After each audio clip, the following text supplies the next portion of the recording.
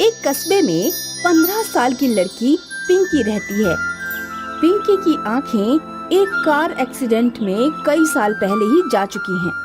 पिंकी के माता पिता की मृत्यु हो गई है। सारी प्रॉपर्टी पिंकी के नाम पर है। पिंकी की देखभाल के लिए उसके दूर के चाचा चाची विश्वास और रेशमा अपनी 12 साल की बेटी अवनी के साथ पिंकी के घर रहने आ जाते हैं। पिंकी आंखों पर काला चश्मा लगाकर घर में कुछ काम करने की कोशिश कर रही है। तभी बाहर से चाची आवाज लगाती हैं। अरे अरे मेरी प्यारी मुन्नी, तू अकेले क्यों परेशान हो रही है? अब आ गई है ना तेरी चाची शहर से, तेरा पूरा ध्यान रखेगी। चाची, इस समय आकर आपने मुझ पर बहुत बड़ा एहसान किया है, मैं ये कभी नहीं भूलूंगी। अरे बेटी, एहसान कैसा है, तू मेरी बेटी जैसी है और मैं इस समय तेरा साथ नहीं दूंगी तो कब दूंगी? भगवान ने मेरी माँ को छीना है, लेकिन मुझे माँ बाप और एक छोटी बहन भी दे दिए हैं। धन्यवाद भगवान जी। पिंकी के रिश्तेदार उसके घर ही रहने लगते हैं और ऐसे ही कुछ दिन बीत जाते हैं। पिंकी के चाचा उसकी बाहर की प्रॉपर्टी और पैसे पर कब्जा करने लगते हैं, तो वहीं उसकी चाची घर के धन पर कब्जा करने लगती हैं। पिंकी सुबह के समय आंगन में बैठकर चाय नाश्ते का इंतजार कर रही है, लेकिन आज उसकी चाय नहीं आई। वो चाची को आवाज लगाती है। चाची जी, आज मेरी चाय नहीं आई है, मुझे भूख लग रही है।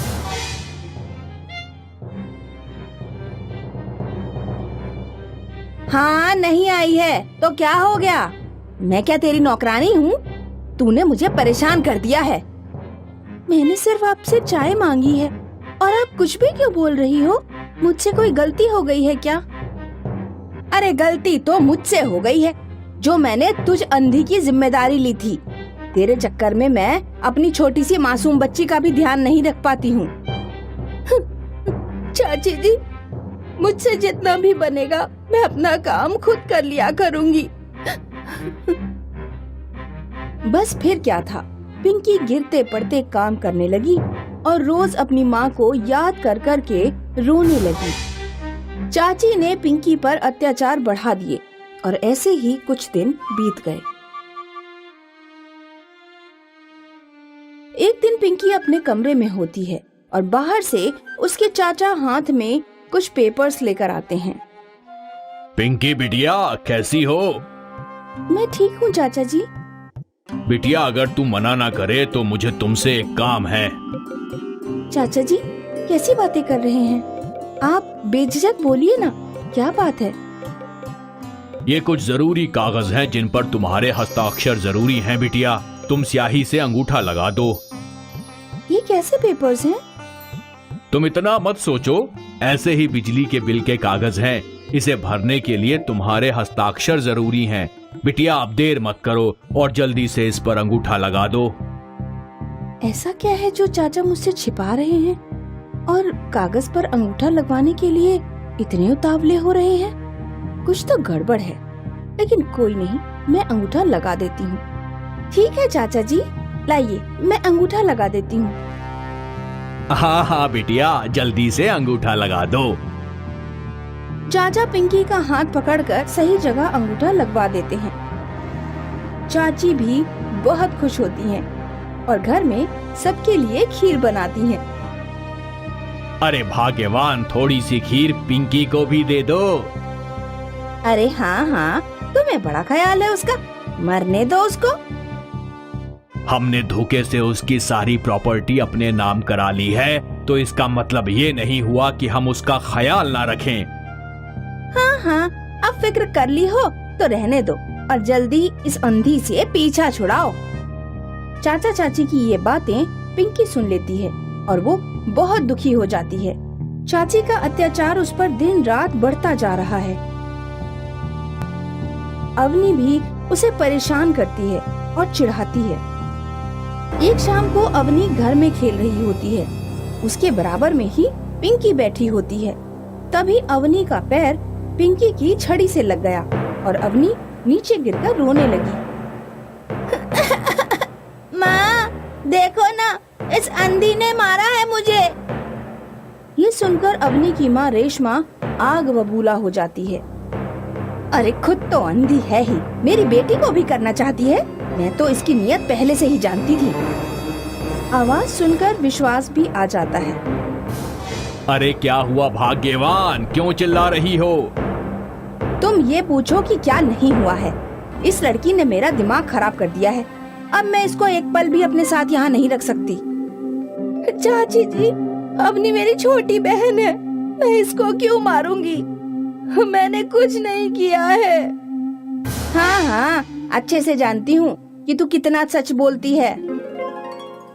रेशमा बहुत गुस्से में होती है और उसने पिंकी को स्टोर रूम में रहने के लिए भेज दिया। पिंकी स्टोर रूम में बैठकर अपने माँ बाप को याद कर रही है और अपनी किस्मत पर रो रही है। तभी स्टोर रूम में एक अदृश्य आवाज आती है। पिंकी, मैं अच्छे से जानती हूँ कि तुम कैसे हालात से गुजर रही हो, इसीलिए मैं आज तुमको कुछ दे रही हूँ।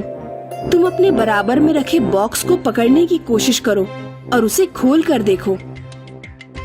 पिंकी आवाज सुनकर चौंक जाती है और बॉक्स उठाकर उसे खोल कर देखती है। घबराओ नहीं पिंकी, अपनी आँखों से चश्मा अलग हटाओ। पिंकी अपना काला चश्मा अलग हटाती है तो वो हैरान रह जाती है, क्योंकि बॉक्स के खुलते ही पूरा स्टोर रूम रोशनी से चमक गया। और हैरान करने वाली बात ये थी कि पिंकी अपनी आंखों से ये जादू होते देख पा रही थी। उस बॉक्स में 2 सुंदर आंखें थी, जो बॉक्स से बाहर निकलकर पिंकी की आंखों पर जाकर चिपक गईं। ये क्या हो रहा है? मुझे कुछ समझ नहीं आ रहा। मैं कोई सपना तो नहीं देख रही हूँ? मुझे सब दिखाई दे रहा है। ये सपना नहीं, सच है। ये तुम्हारी माँ की जादुई आँखें हैं। वो ये तुम्हें देना चाहती थी, लेकिन पहले ही वो इस दुनिया से चली गई। जब तुम अपनी आँखें छूकर जिसकी भी आँखें छूओगी, उसकी रोशनी वापस आ जाएगी। इससे तुम जन कल्याण का काम करना। पिंकी चारों तरफ देखती है, आवाज गायब हो जाती है।